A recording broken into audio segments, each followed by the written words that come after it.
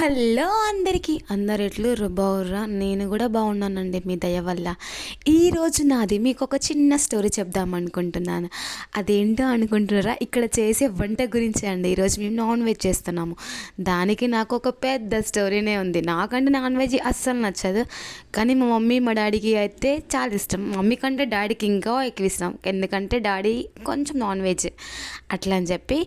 నాకు మాత్రం iron deficiency అండి. నాకు మాత్రం చాలా బ్లడ్ తక్కువ ఉంటుంది. ఎప్పుడు డాక్టర్ దగ్గరికి వెళ్ళినా కానీ తినాలి, అది తినాలి, ఇది తినాలి అని చెప్తారు. అందులో వన్ ఐటమ్ అయితే నాన్ వెజ్ కంపల్సరీ ఉంటుంది.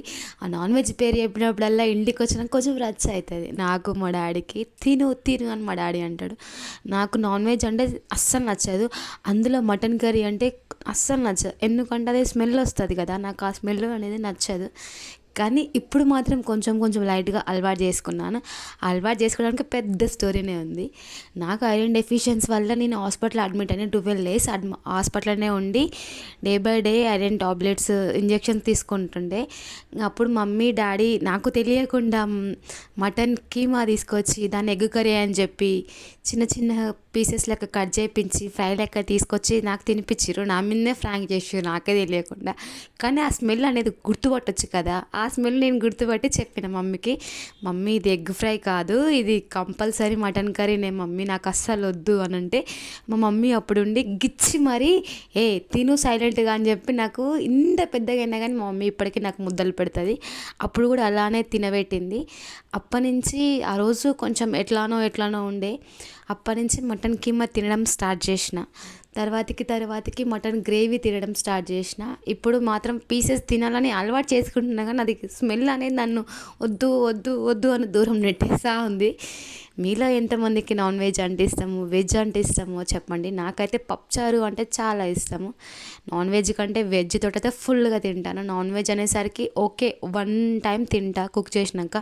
నెక్స్ట్ టైం అదే మళ్ళీ కర్రీ తినాలంటే అస్సలు నాకు దాన్ని తినలేకపోతా. ఎందుకు అంటే దానికి నాకు పెద్ద స్టోరీ ఉంది. నేను చిన్నప్పుడు మా మమ్మీ వాళ్ళ దగ్గర లేకుండా మా అమ్మమ్మ దగ్గర ఉన్న.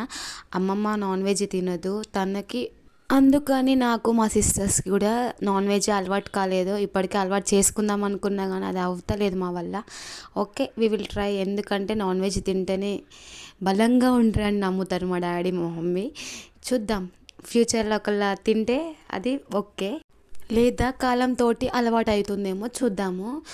ఇది నా లైఫ్లో జరిగిన చిన్న స్టోరీ. మటన్ తోటి మమ్మీతోటి కొట్లాడి మరీ తిన్న, అలవాటు చేసుకున్న కర్రీ ట్రై చేస్తున్నా తినడానికి. ఎందుకంటే వాళ్ళు హ్యాపీగా ఉండడం నాకు చాలా హ్యాపీనెస్ ఇస్తుంది. అందుకని ఈ వేస్ ఎంతమందికి నచ్చుతున్న నా వీడియోస్ లైక్ చేయొచ్చు కదా, సపోర్ట్ చేయొచ్చు కదా, కామెంట్ చేయండి. వీడియోస్ ఏదన్నా మిస్టేక్ ఉంటే సెట్ చేసుకుంటా నేను.